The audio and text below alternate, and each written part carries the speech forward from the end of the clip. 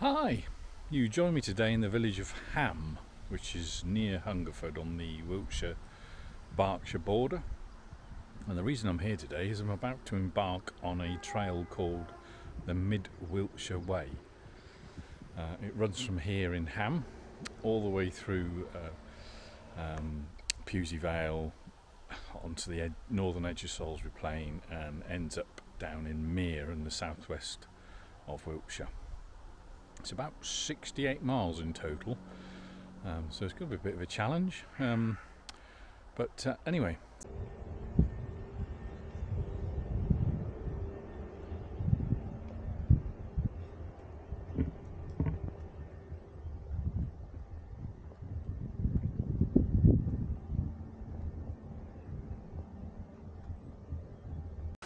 There's a view of the first hill we've got to climb today up there. It's going to be a bit of a toughie. And there is our first Mid Wilts Way, MWW way marker. Take us across this field, and then I think we go up that hill, so we're going to diagonal direction up. So that coppice of trees at the top. So no doubt I'll be huffing and puffing like a steam train. So here goes, start of the climb. Can't really see, but yeah, I'm not sure how much elevation it is. It's probably, guessing 80 metres, maybe 100. I'll put it up on the screen if I'm wrong.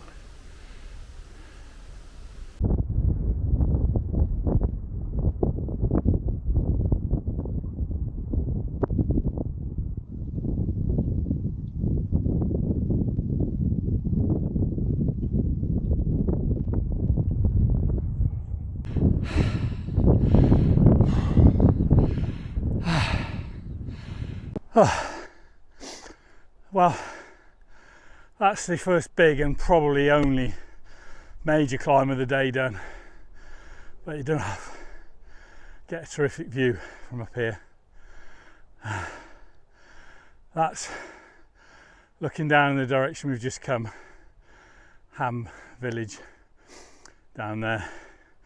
Can't really zoom in, particularly on this camera. And then as we pan around, we can see, you can't see it, but in that general direction in the far distance is Swindon. And then those hills in the background are going to be in Oxfordshire.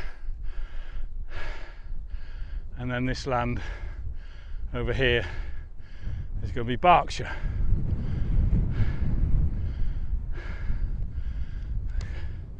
We've just got to crest the final little bit of this hill, but we'll probably not get as good a view up there as we will from here.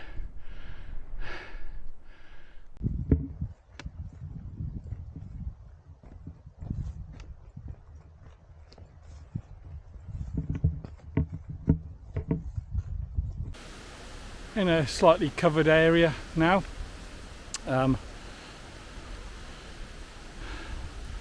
As you may be able to hear, there's quite a stiff breeze today, which is actually quite pleasant because even though it's mid-September, it's relatively warm today. It's about 22-23 degrees.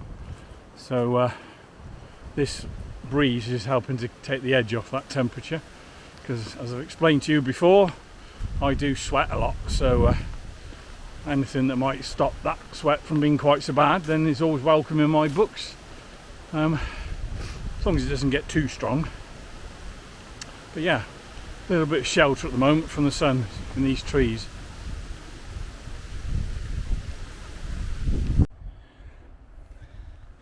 This byway is actually quite rutted in places, wheel tracks, etc. Thankfully, because we've had a bit of dry weather, it's not too muddy, although there are still one or two wet bits. But I'd imagine if you did this walk in the winter, this would be a complete and utter mud bath around here. It's quite tough, challenging walking because you can easily twist your ankle on this stuff as well.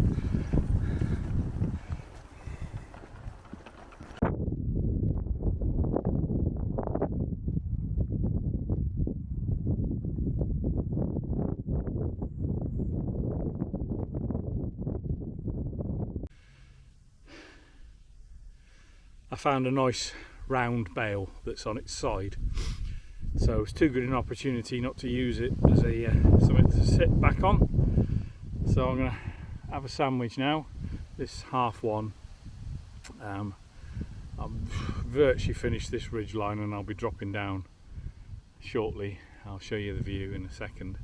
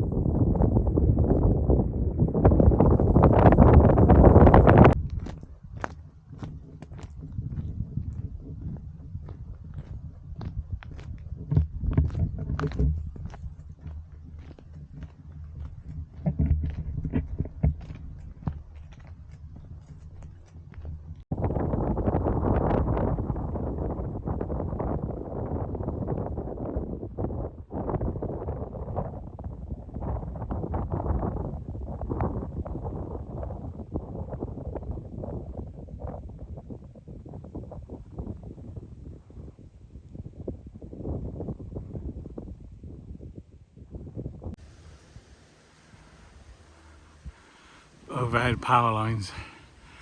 These things are quite a monstrosity really, an eyesore. But the trouble is we're going to have to start getting used to seeing a lot more of them if we want to reach our carbon targets. Because either that or we're going to have to pay a heck of a lot more for our electric, for all the cables to be buried underground.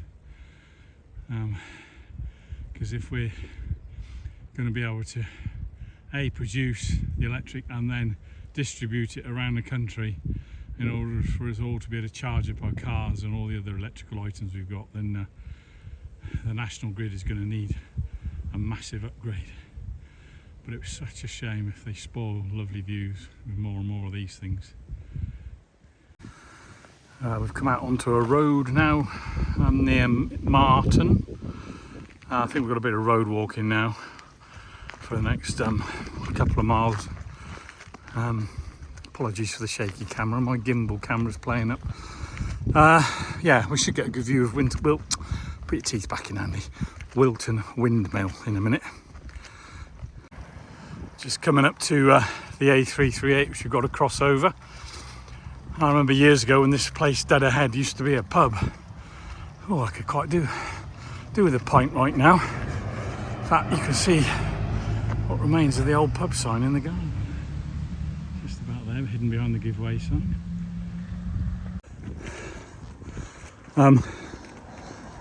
Yeah, Wilton windmills just come into view, or the top of it anyway. I'll spin the camera around in a second. But because that's coming to view, it also means that I'm coming up to the village of Wilton, and it's just gone 3:15, and there's a pub in Wilton, but I'm not going to make it by 3 and it shuts at 3. So I've been a bit cheeky and I phoned them up and said, is there any chance you can pour me a pint and I'll come and knock on the door and pay for it when I get there? You know, been about 5-10 past 3, and thankfully they've agreed to do it. So because it's quite warm out here now, as you can see, there's a bit of sweat on me. Anyway, the windmills come back into view, so I'll spin the camera around. Yeah, it is a working windmill, albeit I don't think it's in constant use or anything like that. It's just owned by a heritage trust, Wilton Conservation Society, or something like that. And it's open to visitors on a Sunday afternoon, when I think they also get it up and working. But it can produce flour. Hello. What's your name?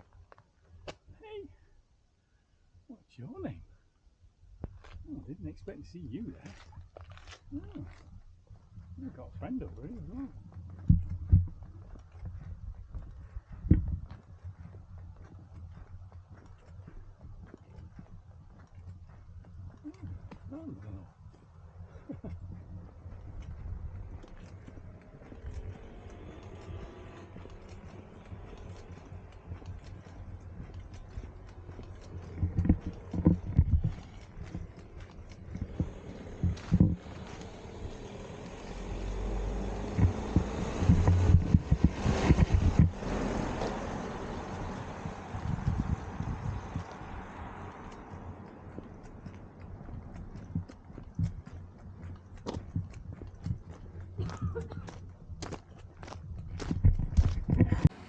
got here just in time.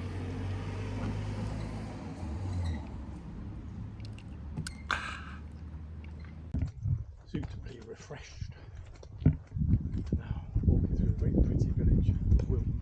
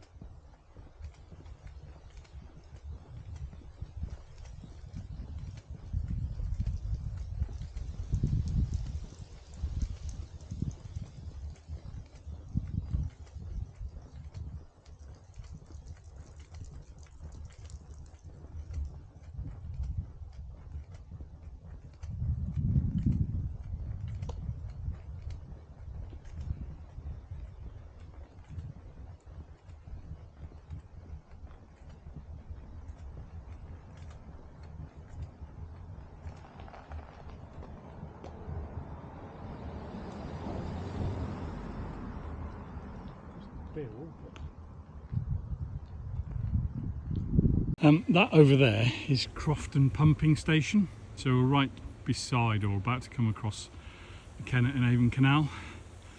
Because this is a fairly elevated section and water travels downhill, they need something to pump the water back up to the top of the hill, hence this steam powered pumping station.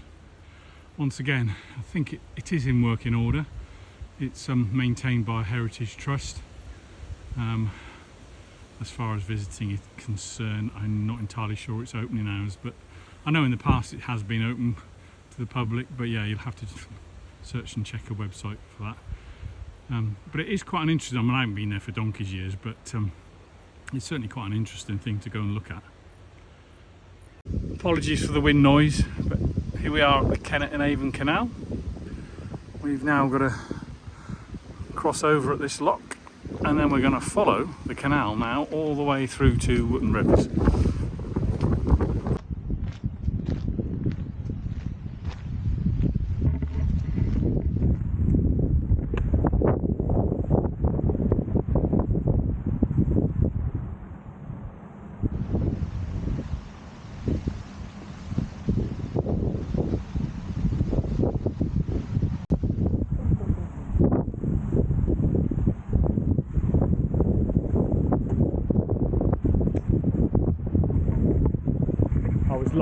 We don't need to cross over.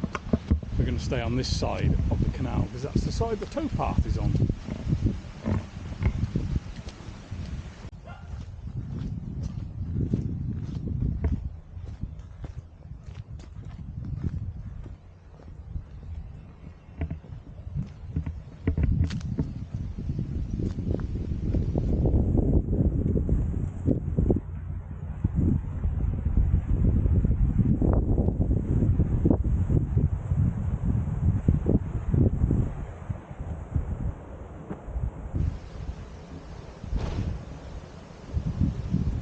Hiya, you alright?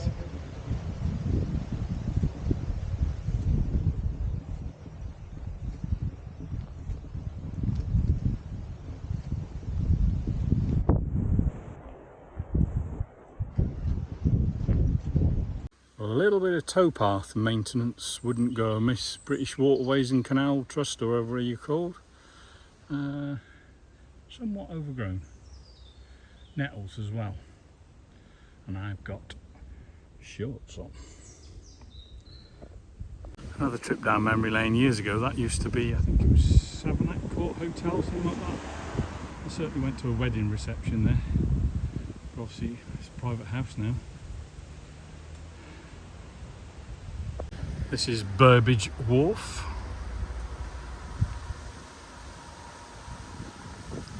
You see they've got a crane to lift boats out of the water, or to lift produce out of the water, shall we say.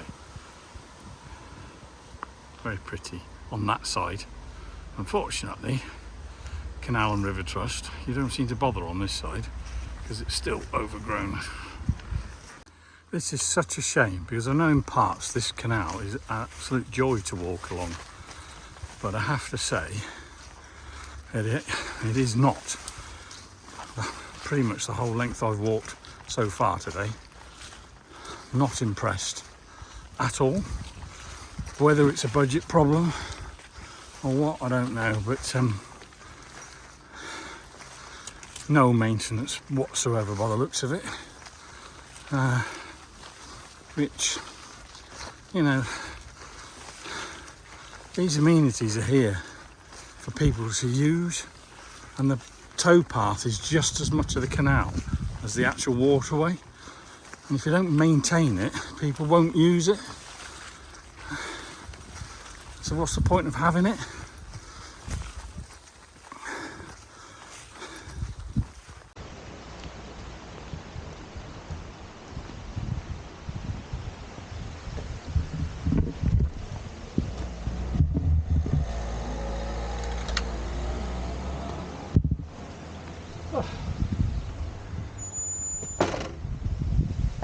Right, this is the part where the path turns right and goes up into Wootton Rivers, but it's I'm not going that way, I'm going left now to go and find my campsite. But that's the canal towpath left for the time being. We'll join up again later on tomorrow in Devizes with it, but yeah, that's the end of the towpath for today anyway. A few of you more hardy people are probably wondering, why is he not going to head out and go wild camping? Because I could have carried on through Wootton Rivers and got up onto the downs, and I would have found plenty of places I could have camped. Well, there's three reasons, two of which I'll give you now. One is tomorrow, as far as I'm aware, there is nowhere to get water at all during the stage, so it means I would have to carry water for tonight and water for the whole of tomorrow if I was to go wild camping. As you see, I sweat a lot and I'll need to rehydrate. Secondly, this time of year, it's mid-September, it's getting dark now, 7:30, 7:45, so you know, that's an evening sat in your tent in the dark basically. I mean, I'll probably be fast asleep by 9 o'clock, but even so, it's an extra hour sitting in the dark. So I'm going to continue on to a campsite where I can have a nice shower, and there'll be water for me to do whatever I need to do this evening. I'll give you the third reason when I get there.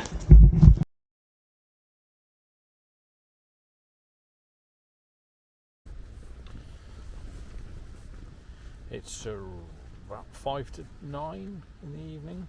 I've had 3 pints of beer in the pub. I didn't actually explain to you what the third reason was for staying in this campsite, but as you probably guessed, it's a campsite at the back of a pub. However, when I got here, it wasn't quite the deal I thought it was going to be, because they don't do food. And then they've, well, shut up shop now. I'm shattered, so I'm not actually that disappointed to be going to bed, but yeah, they shut up shop at 8:45, so you just need to be aware of that if you're going to follow me and come stay here. It's the Bruce Arms on the outskirts of Milton, Lilburn. Anyway, a quick review of the day. I'm shattered now, if I'm honest with you.